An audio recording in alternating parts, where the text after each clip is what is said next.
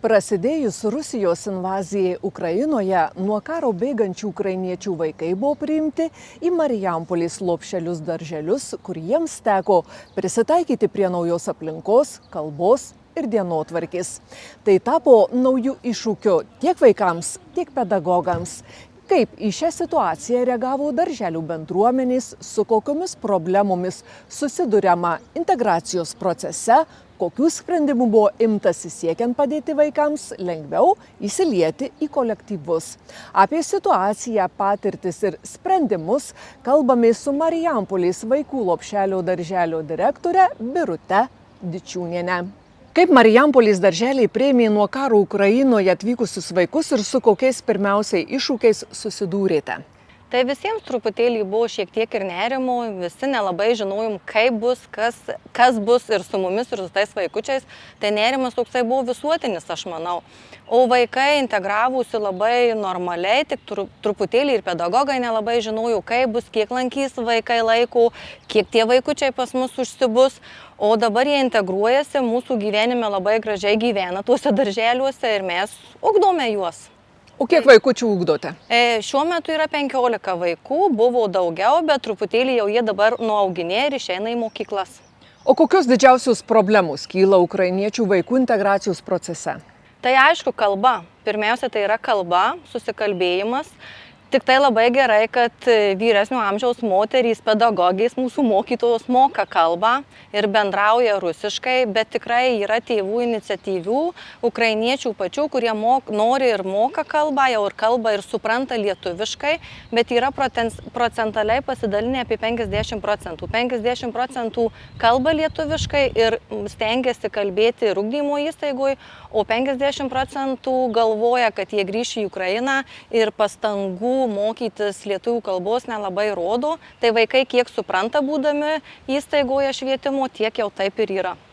Kaip į ukrainiečių vaikų atvykimą reagavo darželio bendruomeniai, pedagogai, tėvai ir kiti vaikai? Truputėlį tokio nerimo buvo, bet aš atsimenu pirmuosius tuos žingsnius, kaip mes ir pabėgėlių centre kūrėm kabinetus ir pati dalyvavau ir priėmėm tuos vaikučius, tai buvo tokio nerimo, bet vaikai labai imlūs. Mes suaugę sunkiau reaguojam į visą tai, o vaikai jie dainelėse dainuoja kaip supranta, žaidimuose piešiam neverbalinę kalbą, tai žodžiu visoks toks bendravimas buvo, o mokytojams buvo nerimas, kaip susikalbės, kaip juos priims, kaip vaikai, bet pirmiausiai tai buvo pokalbiai rusų kalba, tada jau lietuviškai kalbėjau, nes vaikučiai vis daugiau suprato tos kalbos ir ta integracija tokia vyksta. Dabar jau 5-metės mergaitės drausmina lietuviškai, o atsakinėja mokytojom į klausimus lietuviškai, bet yra vaikų ir nekalbančių, tik suprantančių. Ar tiesa, kad ukrainiečių vaikai galėjo užimti Marijampolės vaikų vietas darželiuose? Ar šie nuogąstavimai yra pagrįsti? Oi, tikrai ne. 100% ne, nes tikrai vietų visada užteko darželyje ir aš tokius gandus drįstu paneigti. Tikrai nemanau. Kokie sprendimai ir metodai pasiteisino geriausiai, padedant ukrainiečių vaikams geriau įsilieti į bendruomenės gyvenimą? Kaip ir miniu ir daug kalbu apie tai, kad mūsų darželyje yra svarbiausia užtikrinti vaikams saugią aplinką. Tai ta saugia aplinka užtikrinta mūsų mokytojų darbu, mokytojų padėjėjų darbu ir tie metodai yra tokie paprasčiausi, nuo socialinių įgūdžių paprasčiausių, atėjimo į darželių grupę, nuo pasisveikinimo, nuo labas rytas pasakymų. Taip pat vaikai šie žiūri į pavyzdį kitų vaikučių, ką jie veikia. Piešti, aišku, visi moka, nereikia kalbos, plautis rankas taip pat moka. Tai, žodžiu, tie metodai tokie paprasti, buitiniai ir, aišku, viskas vyksta per žaidimą. Tai toks pagrindinis mūsų metodas yra žaidimas, tai žaidimų forma, bet kokia integruojasi labai vaikai paprastai. Ar galite teigti, kad iš tiesų ukrainiečių vaikai sėkmingai integravosi?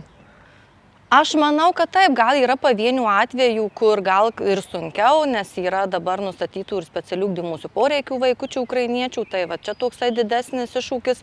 Ir Ne vaikų, o tėvų nenoras mokytis lietuvių kalbos. Tai va čia tokie didžiausi iššūkiai, nes tada ir pačiam vaikui sunkiau, nes jis iš darželio grįžta girdėdamas lietuvių kalbą, grįžta į šeimą, į namus ir ten kalba ar ukrainietiškai, ar rusiškai ir va tada yra problema. Dar yra truputėlį problema, kaip kiti tėvai nesimoko lietuvių kalbos ir bendrauja per vertėją, tai tie truputėlį tas bendravimas stringa.